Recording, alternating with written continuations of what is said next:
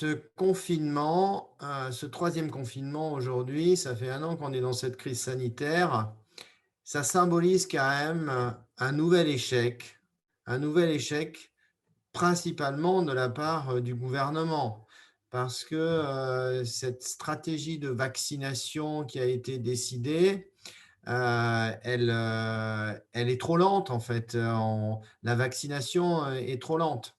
Et donc ça, c'est, avant tout, en fait, le gouvernement qui a décidé de cette stratégie de vaccination, qui ne s'est pas suffisamment appuyé, sur les régions et sur les élus locaux pour travailler vraiment, en symbiose.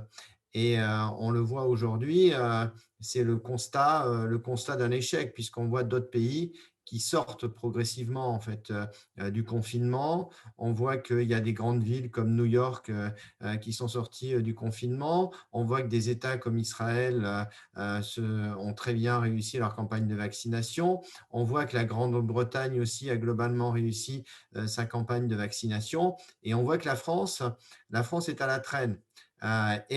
Du côté de Paris, de l'exécutif parisien, je pense qu'il n'y a pas suffisamment eu de mobilisation de la part de l'exécutif parisien et notamment d'Anne Hidalgo pour travailler vraiment en équipe avec ses maires d'arrondissement. Lorsqu'on est maire de Paris, on est avant tout maire de tous les Parisiens.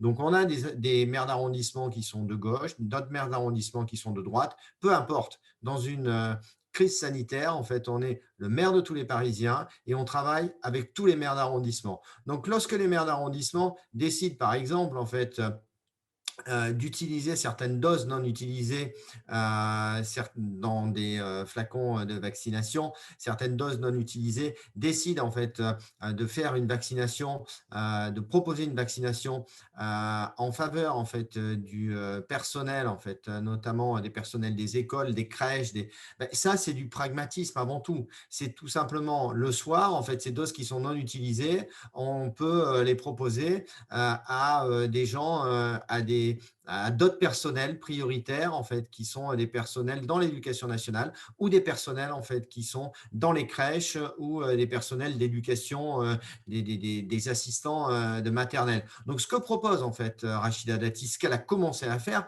c'est tout simplement de l'efficacité, du pragmatisme, de la proximité sur le terrain en fait. Et je sais que Geoffroy Boulard aussi a à cœur de vacciner en fait le maire du 17e arrondissement. Il a proposé, il a commencé à vacciner en fait des personnels en fait, comme des personnels de la justice, des personnels de la police. Ça aussi, c'est du bon sens. C'est du bon sens. Et aujourd'hui, qu'est-ce que fait Anne Hidalgo?